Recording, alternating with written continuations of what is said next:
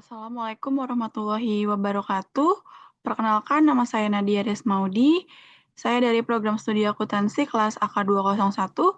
Di video kali ini untuk memenuhi tugas akhir semester kuliah Estetika Humanisme, saya akan membahas tentang self-concept atau konsep diri dalam perspektif estetika humanisme.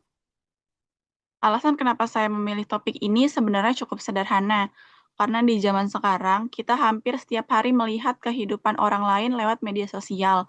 Tanpa kita sadar, kita sering membandingkan kehidupan kita dengan kehidupan orang lain. Misalnya melihat teman yang sudah punya kendaraan bagus, punya pencapaian tertentu, atau lebih sukses. Dari situ, kadang muncul pikiran seperti, kok saya belum seperti dia? Kalau terlalu sering dilakukan, hal seperti ini bisa membuat kita kurang percaya diri dan tidak puas dengan diri sendiri. Maka menurut saya, karena itu kita perlu memahami konsep diri. Kita perlu tahu sebenarnya kita melihat diri kita sendiri seperti apa kelebihan kita, apa kekurangan kita, dan apa yang ingin kita capai. Jadi, sebelum kita berusaha seperti orang lain, menurut saya lebih baik kita mengenal sendiri lebih dahulu. Selanjutnya, apa itu self-concept? Kalau dijelaskan secara sederhana, konsep diri adalah cara seseorang melihat, memahami, dan menilai dirinya sendiri. Jadi, konsep diri bukan cuma tentang bagaimana kita melihat fisik kita, tetapi juga bagaimana melihat kemampuan, kepribadian, dan hubungan kita dengan orang lain. Misalnya, kita menganggap diri kita sendiri sebagai orang yang bertanggung jawab, bekerja keras, mudah bergaul, atau mungkin seseorang yang masih kurang percaya diri. Menurut Rahmat dalam buku Psikologi Komunikasi, konsep diri berkaitan dengan bagaimana seseorang mempunyai gambaran mengenai dirinya baik secara fisik, psikolog, maupun sosial. Jadi kalau disederhanakan, konsep diri sebenarnya menjawab pertanyaan, saya ini sebenarnya orang yang seperti apa? Apa hubungannya konsep diri dengan mata kuliah estetika humanisme? Menurut saya, hubungannya cukup erat. Humanisme mengajarkan kita untuk menghargai manusia termasuk martabat dan potensi yang dimiliki setiap orang. Sedangkan kalau berbicara tentang estetika, biasanya kita berpikir tentang sesuatu yang indah. Tetapi dalam konteks ini, keindahan tidak hanya dilihat dari fisik. Keindahan juga bisa dilihat dari keunikan, karakter, kemampuan, dan potensi yang dimiliki seseorang.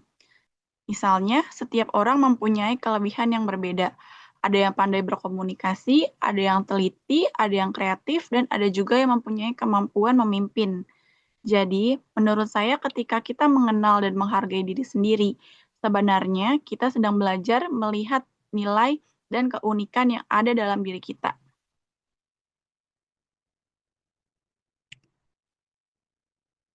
Selanjutnya, ada 3 komponen yang bisa kita gunakan untuk memahami konsep diri. Yang pertama adalah self-image atau citra diri. Ini adalah bagaimana cara kita melihat diri kita saat ini. Yang kedua adalah self-esteem atau harga diri. Ini berkaitan dengan seberapa jauh kita menghargai dan menerima diri kita sendiri. Lalu yang terakhir ada ideal self, yaitu gambaran tentang diri seperti apa yang ingin kita capai di masa depan. Ketiga hal ini bisa saling berhubungan. Cara kita melihat diri saat ini, cara kita menghargai diri sendiri, dan tujuan kita ke depannya semua bisa mempengaruhi konsep diri kita. Nah, dari 3 komponen tadi, ada satu hal yang menurut saya cukup menarik, yaitu keselarasan antara diri kita saat ini dan diri yang kita inginkan. Kalau jaraknya terlalu jauh, kita bisa merasa bahwa diri kita sekarang tidak sesuai dengan harapan. Contohnya, kita ingin menjadi mahasiswa yang sangat berprestasi, tetapi hasil yang kita dapat belum sesuai harapan. Kalau kita terlalu keras kepada diri kita sendiri, kita bisa merasa gagal ataupun minder. Lalu sebaliknya, kalau kita bisa menerima bahwa proses tiap orang itu berbeda-beda, kita bisa melihat kondisi sekarang sebagai bagian dari proses untuk mencapai tujuan. Jadi, menurut saya kita tidak harus langsung seperti yang kita inginkan. Yang penting adalah kita tahu arah yang kita ingin capai dan mau terus berusaha. Selanjutnya, jenis dan faktor pembentukan konsep diri. Konsep diri kita bisa lihat sebagai konsep diri positif dan negatif. Orang yang mempunyai konsep diri positif bukan berarti dirinya sempurna. Orang yang mempunyai konsep diri positif justru bisa mengakui bahwa dirinya mempunyai kekurangan, tetapi tidak menjadikan kekurangan tersebut sebagai alasan untuk berhenti berkembang. Sedangkan konsep diri negatif biasanya membuat seseorang lebih sering merasa tidak mampu, minder, atau memikirkan penilaian orang lain. Konsep diri ini juga tidak muncul begitu saja, ada beberapa faktor yang mempengaruhinya, seperti keluarga, teman, lingkungan sekitar, ataupun pengalaman yang kita pernah miliki. Misalnya, pengalaman berhasil bisa membuat kita lebih percaya diri, ataupun sebaliknya, pengalaman gagal juga bisa membuat kita minder kalau kita tidak menyikapinya dengan baik. Lalu, untuk contoh penerapannya, saya mengambil situasi yang cukup dekat dengan kehidupan saya sendiri, terutama saya sebagai mahasiswa pelajaran jarak jauh. Sebagai mahasiswa mungkin harus membagi waktu antara kuliah, pekerjaan, dan kehidupan pribadi. Ketika tugas sedang banyak dan deadline yang berdekatan, mungkin muncul pikiran, saya kayaknya nggak akan sanggup deh kuliah sambil kerja. Karena menurut saya, pikiran seperti itu wajar muncul. Tetapi yang membedakan adalah bagaimana kita meresponnya. Daripada langsung menyimpulkan bahwa kita tidak mampu, kita bisa mengubah cara pikir menjadi memang tidak mudah, tetapi saya bisa belajar mengatur waktu. Maka dari situ kita bisa mulai membuat jadwal, menentukan prioritas, dan mengerjakan tugas secara bertahap. Jadi konsep diri yang positif bukan berarti tidak pernah lelah ataupun kesulitan. Tetapi ketika kita menghadapi kesulitan, kita tetap percaya diri bahwa kita bisa mencari cara untuk menghadapinya.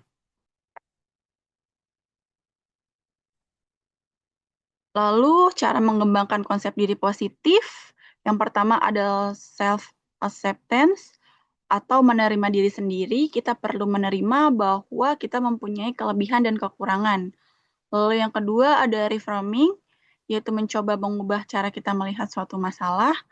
Misalnya daripada mengatakan saya memang nggak bisa, kita bisa mengubahnya menjadi saya belum tahu tapi saya masih ingin belajar. Kemudian yang ketiga adalah grow mindset, yaitu melihat kemampuan sebagai sesuatu yang masih bisa dikembangkan. Dan yang terakhir, yang menurut saya cukup penting, yaitu mengurangi kebiasaan membandingkan diri dengan orang lain. Kita boleh melihat pencapaian orang lain sebagai motivasi, tapi jangan sampai pencapaian orang lain membuat kita merasa diri kita tidak cukup baik. Lebih baik kita melihat perkembangan diri sendiri, apakah hari ini kita sudah lebih baik dibandingkan hari sebelumnya. Oke, maka untuk kesimpulannya, menurut saya self-concept bukan tentang bagaimana kita menjadi manusia yang sempurna, tetapi lebih kepada bagaimana kita bisa mengenal diri kita sendiri, menerima kekurangan, menghargai kelebihan, dan terus mengembangkan potensi yang kita punya. Kalau dikaitkan dengan estetika humanisme, kita bisa melihat bahwa setiap manusia mempunyai keunikannya masing-masing. Jadi, kita tidak harus sama dengan orang lain supaya kita bisa dianggap berharga. Yang penting adalah kita mengenal diri sendiri, menghargai proses yang sedang kita jalani, dan terus berusaha untuk menjadi yang lebih baik, baik, dan baik. Mungkin itu saja presentasi untuk tugas UAS saya.